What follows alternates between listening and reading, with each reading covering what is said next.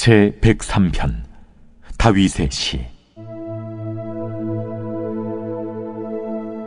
내 영혼아, 여호와를 송축하라. 내 속에 있는 것들아, 다 그의 거룩한 이름을 송축하라. 내 영혼아, 여호와를 송축하며 그의 모든 은택을 잊지 말지어다. 그가 내 모든 죄악을 사하시며 내 모든 병을 고치시며 내 생명을 파멸해서 속량하시고 인자와 긍휼로 관을 씌우시며 좋은 곳으로 내 소원을 만족하게 하사 내 청춘을 독수리같이 새롭게 하시는도다.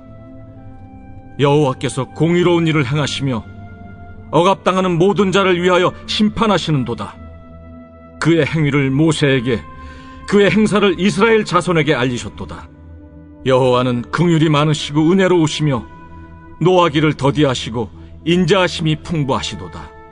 자주 경책하지 아니하시며 노를 영원히 품지 아니하시리로다.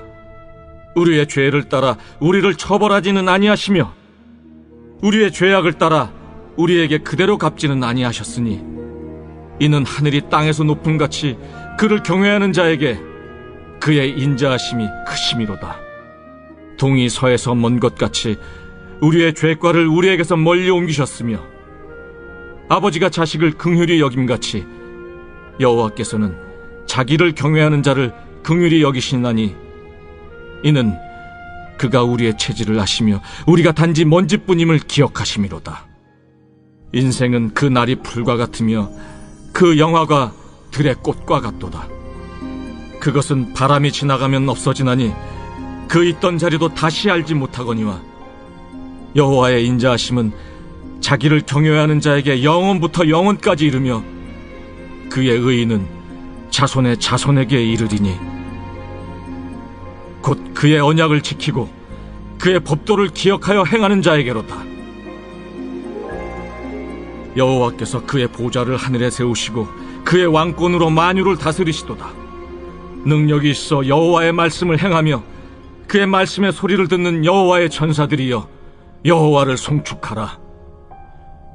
그에게 수종들며 그의 뜻을 행하는 모든 천군이여 여호와를 송축하라.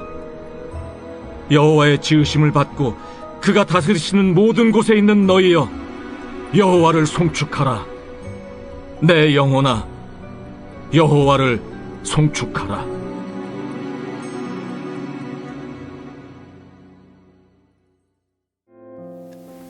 오늘의 본문 시편 103편에서 시인은 하나님의 은혜를 찬양하고 있습니다. 먼저 1절과 2절을 읽어보겠습니다. 내 영혼아 여호와를 송축하라. 내 속에 있는 것들아 다 그의 거룩한 이름을 송축하라. 내 영혼아 여호와를 송축하며 그의 모든 은택을 잊지 말지어다. 하나님께서 베푸신 은혜를 잊지 말라라고 말하고 있습니다. 하나님께서 우리에게 베푸신 은혜는 무엇이 있을까요? 우리의 입으로 하나님의 수많은 은혜를 열거할 수 없을 것입니다. 하지만 그 중에서도 가장 크고도 놀라운 은혜는 무엇입니까? 우리를 위해서 아들 예수 그리스도를 십자가에 내어주고 우리를 구원하신 것 아닙니까? 만약 인간에게 가장 절실하게 필요한 것이 지식이었다면 하나님께서는 위대한 교육자를 구원자로 보내셨을 것입니다. 인간에게 가장 절실하게 필요한 것이 기술이었다면 하나님께서는 최고의 과학자를 구원자로 보내셨을 거예요. 만약 돈이 필요했다면 재벌을, 즐거움이 필요했다면 세계 정상급의 연예인을, 육체의 건강이었다면 세계 제일의 명의를 보내셨을 겁니다. 그런데 십자가에서 무력하게 돌아가신 예수님을 하나님께서 인간의 구원자로 이 땅에 보내신 까닭이 대체 무엇입니까? 인간에게 가장 절실하게 필요한 것은 죄의 해결, 다시 말해 죄로부터의 구원이었기 때문입니다. 우리는 이 십자가의 은혜를 잘 안다라고 생각합니다. 그런데 여러분, 익숙함에 젖어 소중함을 잊어서는 안 됩니다. 죄에서 우리를 구원해 주신 그 은혜가 얼마나 크고 놀라운 은혜인지 우리는 감사해야 하는데 익숙해져서 그 소중함을 잃는다면 이것보다 어리석은 것은 없을 것입니다. 우리는 너무도 자주 익숙해져서 감사함을 느끼지 못합니다. 왜냐하면 우리는 너무나도 쉽게 적응하고 잊어버리는 망각의 존재들이기 때문입니다. 저는 독서를 하며 구원이란 무엇인지, 은혜란 무엇인지에 대해 설명하고 있는 글귀들을 만나면 감동을 하고 그 글귀들을 적어 놓습니다. 오늘 그러한 글귀 몇 가지를 나눠보겠습니다. 당신 자신의 선행으로 하늘나라에 가려고 하는 것은 종이배를 타고 대서양을 건너려는 것과 같다. 또 우리가 시편의 말씀을 나누기 전에 오스왈드 챔버스의 묵성집으로 은혜를 나눴습니다. 거기에는 이런 글귀가 있었어요. 하나님은 무조건적인 사랑으로 우리의 죄를 용서하신 것이 아니라 아들의 죽음을 보고서야 우리들의 죄를 용서하신 것이다. 하나님의 구원에는 아주 큰 대가가 있었다라는 것입니다. 또 안톤 레이지라는 배우의 이야기도 있습니다. 그는 30년 동안 연극에서 예수님 역을 맡았다라고 합니다. 어느 날 그의 연극을 보러 온 많은 이들 가운데 자기 남편이 예수님의 십자가를 지고 있는 장면을 사진으로 남기면 좋겠다고 생각한 한 부인이 있었어요. 부인의 권유로 그의 남편이 무대 위에 올라 연극에 사용된 십자가를 들어 올리는 순간 그 남편은 안간힘을 다 쓰며 노력했지만 그 엄청난 무게감에 쉽게 십자가를 들어 올릴 수 없었다라고 합니다. 한참을 그렇게 하고 있었는데 안톤 레이지가 찾아왔어요. 그러자 남편은 안톤 레이지에게 물었어요. 아니, 이것은 연극입니다. 그런데도 당신은 왜 그렇게 무거운 십자가를 사용합니까? 배우 안톤 레이지가 왜 30년간 그 무거운 십자가를 매번 지었을까요? 그가 가벼운 십자가를 지면서 힘겨운 연기를 하지 못했기 때문일까요? 매번 그렇게 무거운 십자가를 지는 것은 굉장히 비효율적입니다. 그럼에도 불구하고 그는 매번 무거운 십자가를 지었어요. 그는 십자가를 온전히 지으면서 어떤 생각을 했을까요? 나 같은 죄인을 살릴 신을 지은 존 뉴턴은 그의 인생 말년에 많은 기억을 잃었다라고 합니다. 그는 자신의 나이도 생일도 잊어버렸다라고 해요. 그의 안타까운 상황을 보고 많은 사람들이 병문안을 왔습니다. 하지만 뉴턴은 자신을 찾아온 사람들조차 알아보지 못하고 자네 누군가? 라고 물었다라고 해요. 일상을 통해 가깝게 지내온 사람들한테조차 자네 누군가? 하고 물었다니 지켜보는 사람들이 얼마나 안타까웠겠습니까?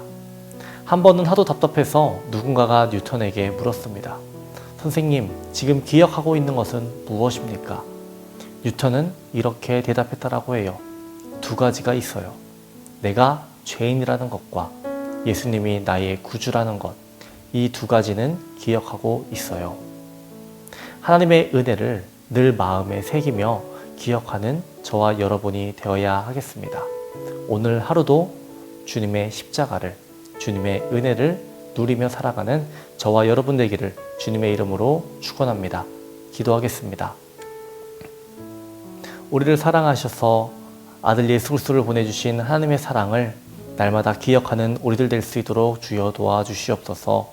하나님의 크신 사랑에 날마다 감동하게 하여 주시옵시고 그 은혜를 누리며 살아가는 우리 모두가 될 수 있도록 도와주시옵소서. 코로나가 재확산되고 있습니다. 하나님 서둘러 코로나를 종식시켜 주시옵시고 코로나로 인해서 피해를 입지 않도록 주님 도와주시옵소서. 특별히 주님의 교회에서 확진자들이 나오지 않게 하여 주시옵시고 교회가 고통당하지 않을 수 있도록 주여 도와주시옵소서. 담임 목사님의 사역을 위해서 기도합니다. 성령님 앞서 운행하여 주셔서 계획하시고 준비하시는 모든 사역 가운데에 부족함이 없도록 하여 주시옵시고 인권을, 영권을, 물권을 주님 붙여 주시옵소서. 아픈 이들이 있습니다.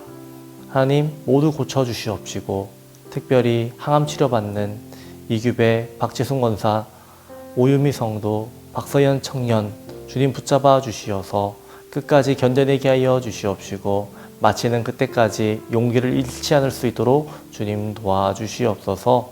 교회 학교를 위해서 기도합니다.